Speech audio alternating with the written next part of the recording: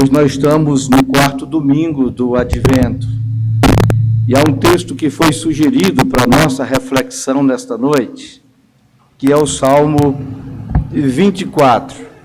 E aí eu quero convidar os irmãos a abrir as suas Bíblias neste Salmo 24, para que possamos assim ler a palavra do Senhor. O texto vai falar sobre a vinda do Rei da Glória. É um salmo de Davi.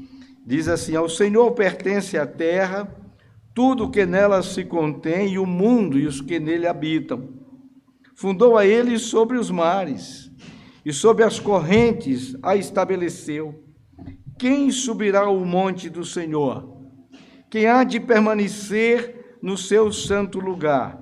O que é limpo de puros, que é limpo de mãos, puro de coração, que não entrega a sua alma à falsidade, nem jura dolosamente. Este obterá do Senhor a bênção e a justiça do Deus da sua salvação. Tal é a geração dos que o buscam a face do Deus de Jacó. Leiam comigo, versículo 7 até o versículo 10. Levantai, ó porta, as vossas cabeças, levantai-vos, ó portais eternos, para que entre o Rei da Glória. Quem é o Rei da Glória? O Senhor forte e poderoso, o Senhor poderoso nas batalhas. Levantai, ó porta, as vossas cabeças, levantai-vos, ó portais eternos, para que entre o Rei da Glória. Quem é esse Rei da Glória? O Senhor dos Exércitos, Ele é o Rei da Glória. Oremos, irmãos. Ore um pouco, ore por você, ore por mim.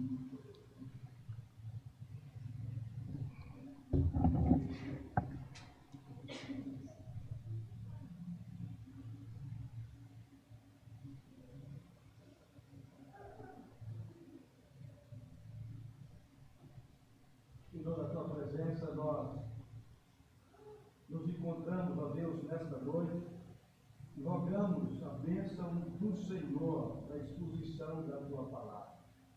Nos capacita, Senhor, na exposição da palavra. Ajuda a sua igreja, abre o entendimento. Aprendemos em nome de Jesus toda e qualquer investida do inimigo. Que a tua graça esteja sobre nós, Senhor.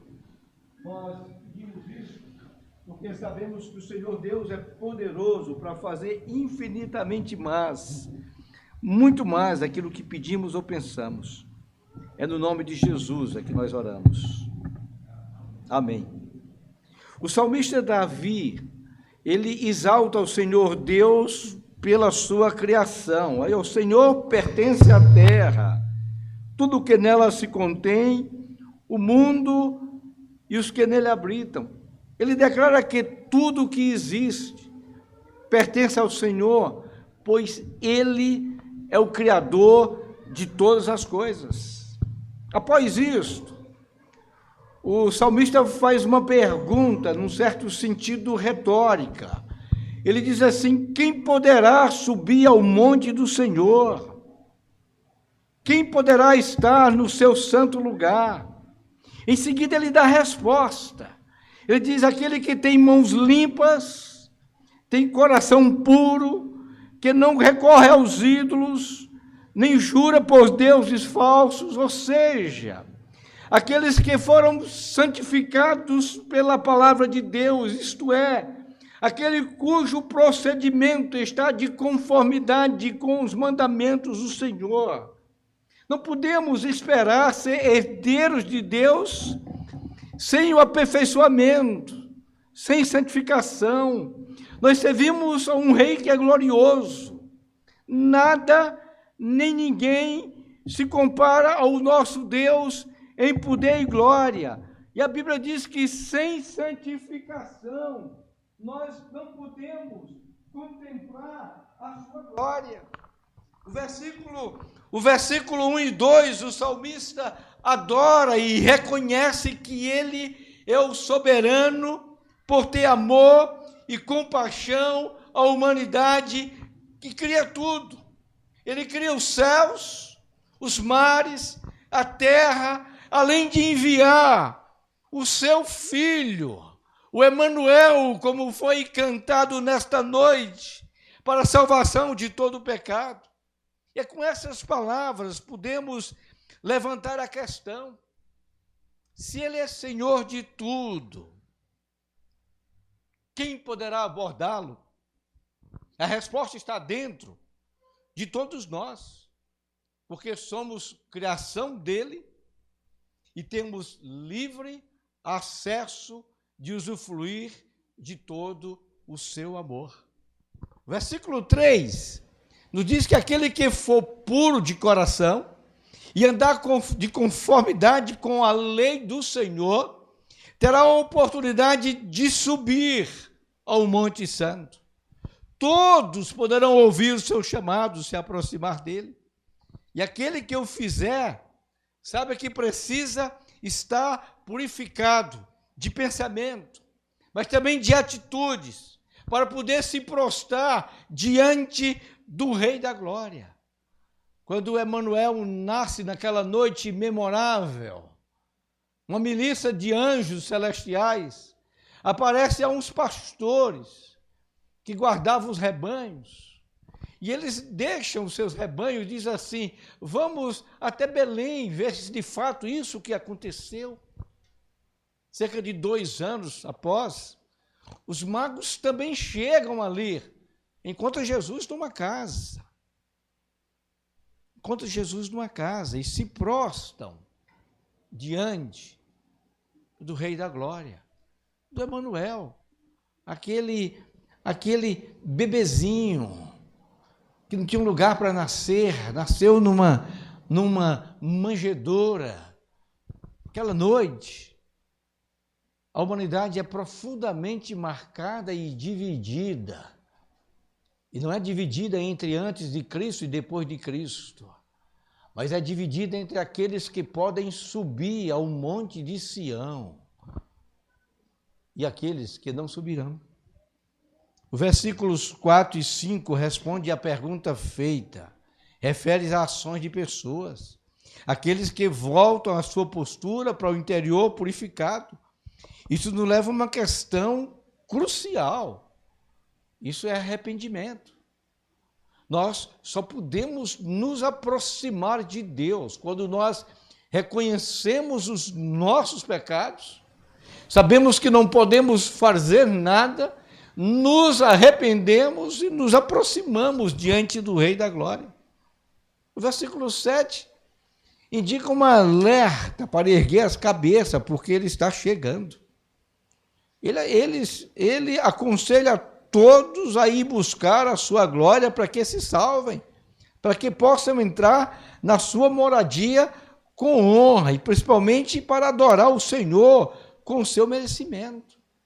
Na continuação do versículo 18, inicia com uma pergunta, e logo aparece um elogio para o Rei de todos, que é aquele que tem o poder sobre tudo e todos, mas também reforça a vinda de Jesus, que vem para reavivar o sentido desse salmo, pois a Bíblia diz que o Verbo se fez carne e viveu entre nós, se tornou verdadeiramente homem, sofreu, passou fome e sede, todavia não conheceu o pecado, porque entre os humanos, ouçam bem, irmãos, entre os humanos não há nenhum que possa subir ao Monte Santo. Mas apareceu aquele, homem, Jesus Cristo. A Bíblia diz, a teologia nos ensina que ele é verdadeiramente homem, verdadeiramente Deus, não 2 pessoas, mas uma só pessoa em 2 naturezas. É assim que nos ensina a palavra do Senhor. E como homem, mãos puras, limpas, coração puro, esse sim chega à presença do Deus Todo-Poderoso. E aí, versículos 9 e 10 faz apenas uma repetição, a fim de caracterizar o glorificar a Deus. Eu quero destacar 3 lições para nós aqui. Primeiro, no versículo 3. Veja o que é que diz o salmista. O salmista faz a pergunta: quem subirá ao monte do Senhor? ou quem poderá permanecer no seu santo lugar? Isso trata de uma queda. Nós caímos. Após entender que Deus é dono de toda a criação, Davi percebe um problema. O monte do Senhor, na concepção de Davi, é Jerusalém. Era em Jerusalém onde se encontrava o templo. Ele cria que Deus estava no templo, e por isso, ao entrar no templo, era estar na presença do próprio Deus, do Deus que é santo. Pois o lugar onde Deus habita é santo. Sendo santo, ele pergunta: quem poderá permanecer no santo lugar? Eu sei que, historicamente, o templo ainda não havia sido construído, mas Davi se referia a uma tenda. De fato, esse é um problema terrível. Nós, seres humanos, criação de Deus, traímos a Deus quando pecamos. Somos todos pecadores, somos todos desobedientes, estamos todos separados por completo da graça de Deus. Gênesis 3 narra a queda do homem pelo engano da serpente. Homem e mulher desobedecem a Deus e, consequentemente, todos nós. Veja o que é que Paulo diz em Romanos, no capítulo 5, versículo 12. Paulo diz assim: portanto, assim como o pecado entrou no mundo por um só homem, e pelo pecado a morte, assim também a morte passou a todos os homens, pois todos pecaram. Essa é a nossa realidade.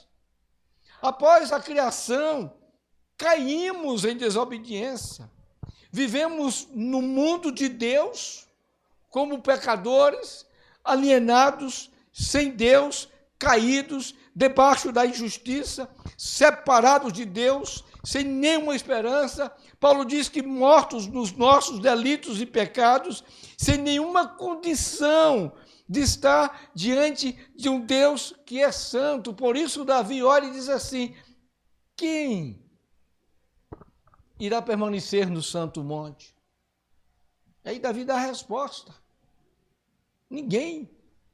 Ninguém pode estar no santo lugar onde o Deus santo habita. Só podemos estar lá hoje, porque o advento já aconteceu, o Emanuel nasceu, Jesus nasceu, na plenitude do tempo, Deus se fez homem e tabernaculou entre nós. Na criação, Deus nos fez santo, e Adão desfrutava da presença de Deus. O texto de Gênesis diz que na variação do dia, Deus se encontrava com Adão. Mas após a queda, a própria santidade de Deus expulsou Adão da sua presença. Mas agora, com o advento, se comemora essa semana a chegada do Messias, um Deus cheio de misericórdia, nos deu vida e abriu acesso à sua santa presença. Foi o próprio Jesus que disse: eu sou o caminho, a verdade e a vida, ninguém vem ao Pai senão por mim. Queda. Todos nós somos pecadores. Versículo 4 e 6 do seu texto vai falar sobre a redenção. O texto diz assim: aquele que é limpo de mãos, puro de coração, que não entrega a sua vida à mentira, nem jura com engano, esse receberá uma bênção do Senhor e a justiça do Deus que lhe dá salvação. Assim será a geração dos que buscam a presença, ó Deus de Jacó. Depois de dizer que Deus é dono de toda a criação e que somos pecadores, sem as condições necessárias para entrar no lugar santo, Davi identifica quem poderá estar diante de Deus. Porém, esse alguém só poderá estar diante de Deus sob determinadas condições. Tem de ser limpo de mãos, tem que ser puro de coração. E aí esse texto me faz pensar no Sermão do Monte, no capítulo 5, versículo 8, Jesus diz assim: bem-aventurados os limpos de coração, pois verão a Deus. É interessante como essa bem-aventurança primeiro aqueles que são limpos de coração com a própria presença de Deus. Quem é limpo de coração vai contemplar a presença de Deus. Os limpos de coração aqui não são aqueles que se autopurificam, mas são aqueles que são purificados e têm seu coração transformados pela palavra de Deus, ou de conformidade com a profecia de Ezequiel, no capítulo 36, versículo 25, é o que o profeta diz. Então aspergirei água pura sobre vós, e ficarei purificados. Eu vos purificarei de toda a vossa impureza, de todos os vossos ídolos. Continua Ezequiel dizendo, e vos darei um coração novo, e porei um espírito novo dentro de vós. Tirarei de vós o coração de pedra e vos darei um coração de carne. Também porei o meu espírito dentro de vós e fareis que andeis nos meus estatutos e obedecerei os mandamentos e os praticareis. Só Deus pode fazer isso. Só o Emanuel. Recebemos esse texto como luz sobre o texto anterior. Limpos de coração são aqueles que são purificados com essa água purificadora, ou seja, uma ação externa que vai transformar o coração de pedra em coração de carne. Um coração obstinado e desobediente passará a obedecer e agradar ao Senhor.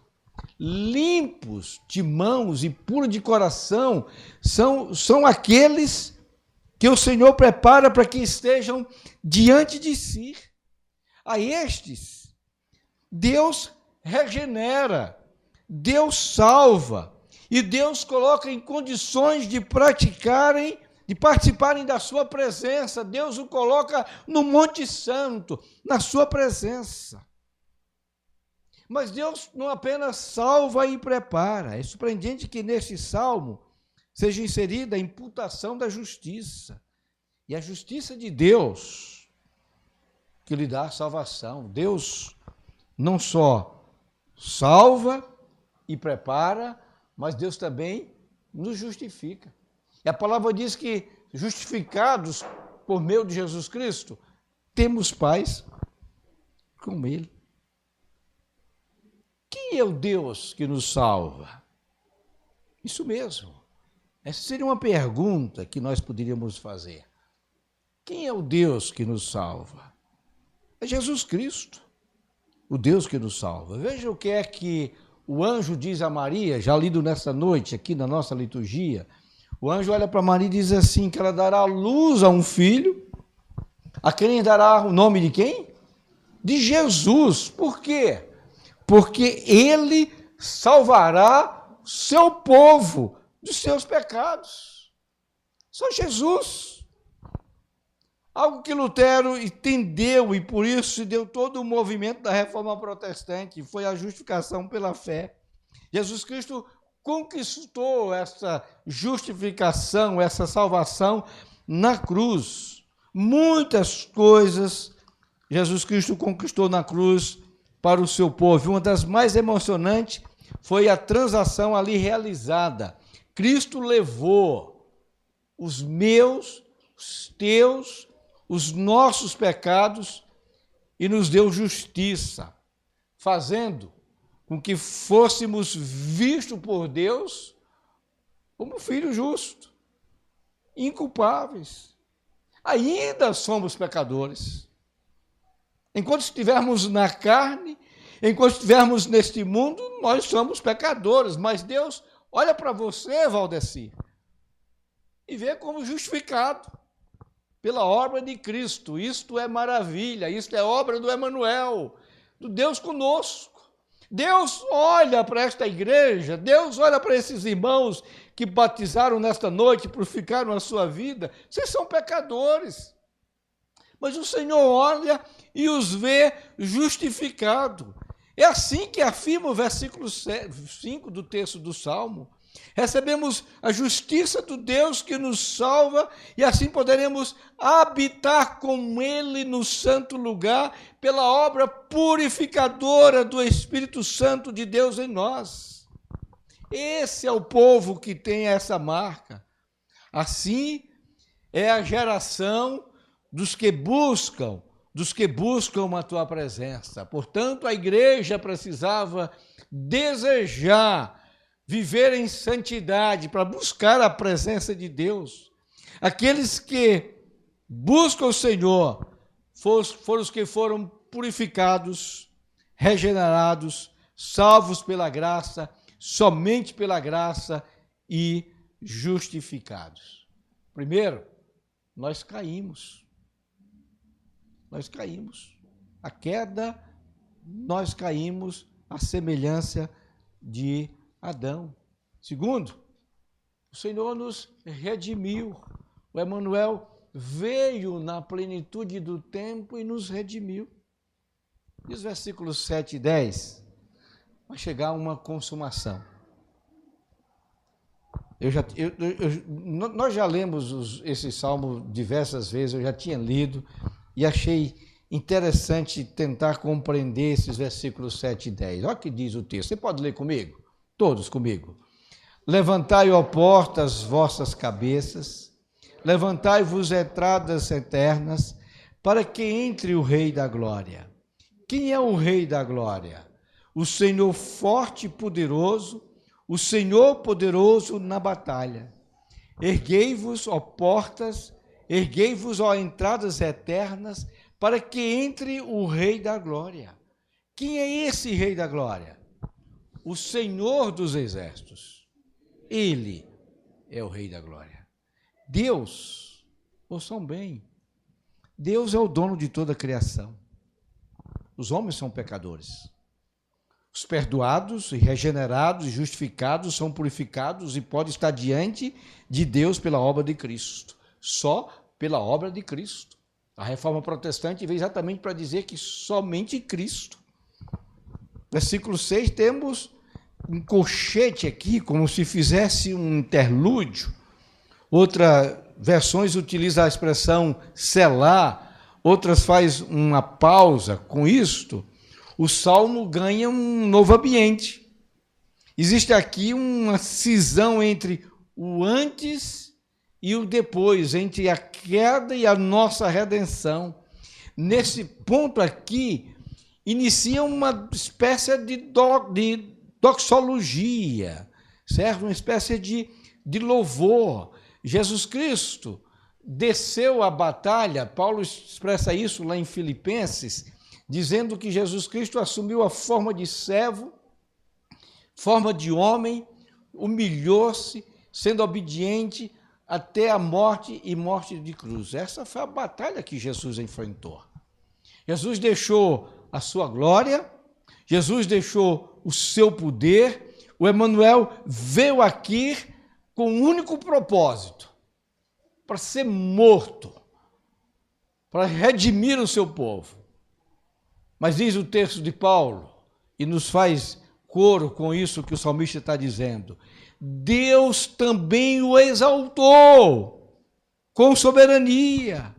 Ele deu um nome que está acima de qualquer outro nome, para que o nome de Jesus se dobre todo o joelho que estão nos céus e na terra e debaixo da terra.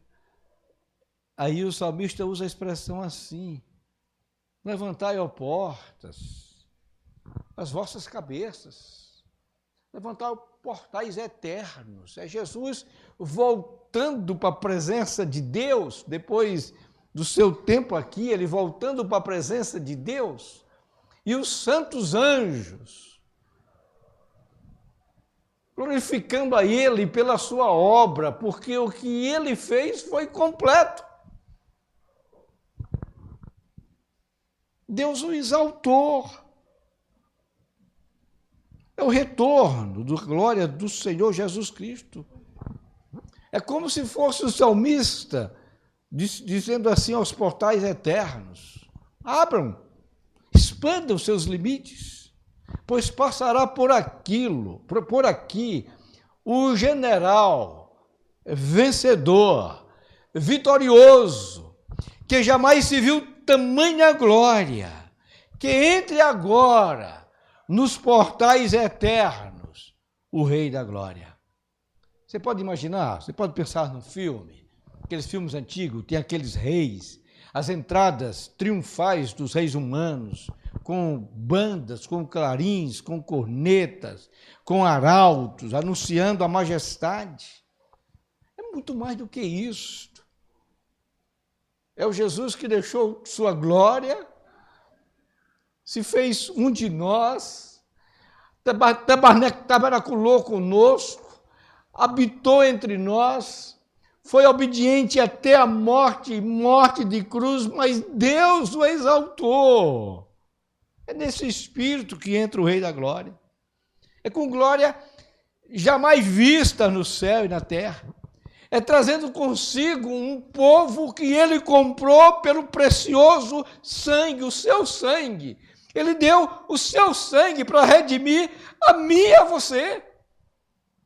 Nós não merecíamos isso. Nós caímos à semelhança de Adão. Mas Deus, na sua plenitude, na eternidade, nos seus negócios, resolveu resgatar o seu povo. E aí prometeu o Emanuel. E isso é Natal. Isso é muito mais, gente, do que luzes. Isso é muito mais do que comidas. Isso é muito mais do que o grande Natal que você possa imaginar. O grande Natal é que a minha vida e a tua vida, ela foi resgatada pelo Emanuel. Eu vou encerrar minha atividade com vocês, voltando aí para o meio de vocês. O Emanuel, o Deus conosco, ele se fez presente. Ouça uma coisa. Ele disse assim: eis que estou convosco todos os dias. Pode saltar o aleluia. Eis que estou convosco todos os dias. Até quando? Até a consumação dos séculos. Enquanto estamos aqui, nós sentimos dores, nós gememos, nós choramos. E eu confesso a vocês, se eu soubesse que completasse 58 anos, doía tanto, eu não tinha ido nessa. E depois dos 58, essa semana um tio meu que é pastor mandou uma mensagem para mim. Rapaz, eu estou sabendo que você está recebendo umas coisas de velho. Estou recebendo. Isso não tem nada a comparar com a presença dele. Olha para o Salmo 24. Volta para casa, olha para o Salmo 24. Olha, pergunta do salmista: quem subirá ao monte do Senhor? Nenhum de nós. Nós não temos as mãos limpas, nós não temos o coração puro, nós não temos vida santa, nós não temos nada disso. Mas há uma redenção, há um redentor. Foi o próprio Jó que disse: eu sei que o meu redentor vive. Há um redentor, um Emanuel. Nós cantamos hoje à noite, lemos. Tem se falado esse mês de dezembro todo aqui, o redentor.